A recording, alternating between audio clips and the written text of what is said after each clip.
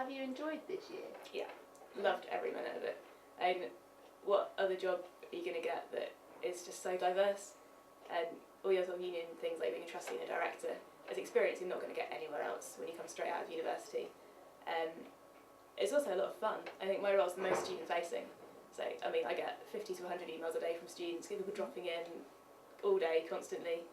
And I love it because you meet so many people. And it also kind of counts as work to go to things like Battle of the Bands and Bandstock, and you know, you get to have fun, and that's the main thing of a job.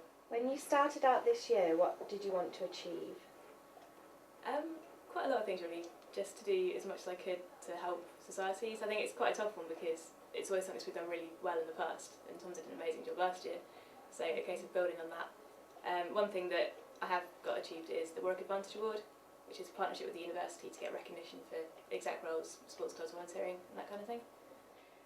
How did you cope with the union rebuild? Because I know that might have been a problem for some societies. Yeah, it's been tough, but we've tried to keep it as low impact as we could. Obviously, a massive building project is going to have problems, but having Tempo and having the Graduate Jollo and Canny Lounge and things for societies to use, and keeping the test as well for the whole time, rather than just 2 weeks, they've all helped a lot.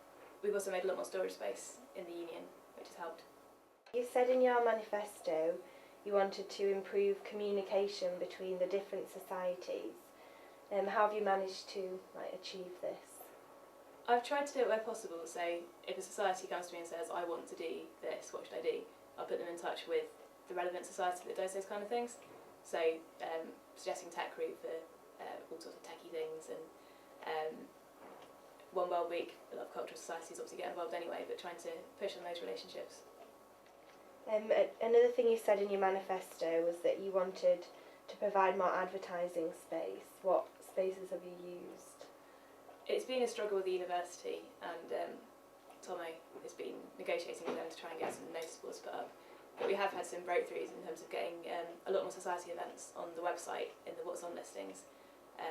Also separate society listings, getting more stuff in the bubble, and we've got the bubble onto the buses out to Coventry and Leamington, which has been a real boost as well. But everyone has different agendas, and everyone's going to want what they want to be priority to be the priority, and there's a lot of things going on at the moment, so you're just going to try and compromise and keep pushing for what you want. What do you think the highlight of the year has been so far for you? I think Society's Fair, at the end of the second day when it was all finished and it worked, and there was a lot of good feedback. Loads of people joined societies. We had about 8,000 people in Soxford by the end of the second day, and just the fact that it worked was fantastic. What advice would you give to the person taking on your role next year? Be scarily organised, because there's 250 different societies.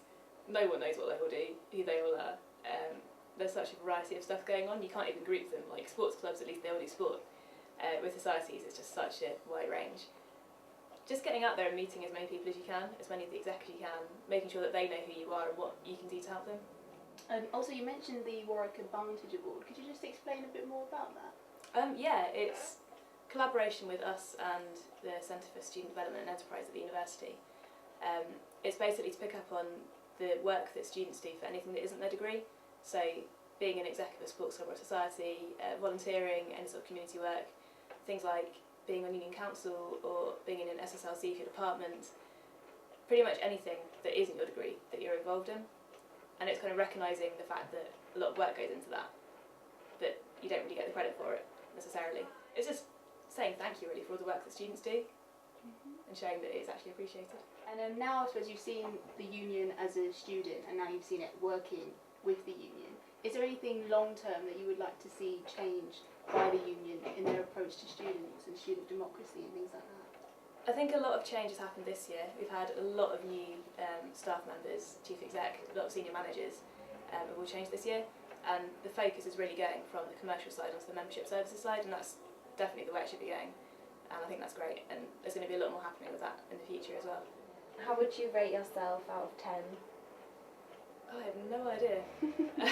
Just a rough estimate. Yeah. I don't know, you're always trying to do the best that you can, and I don't know.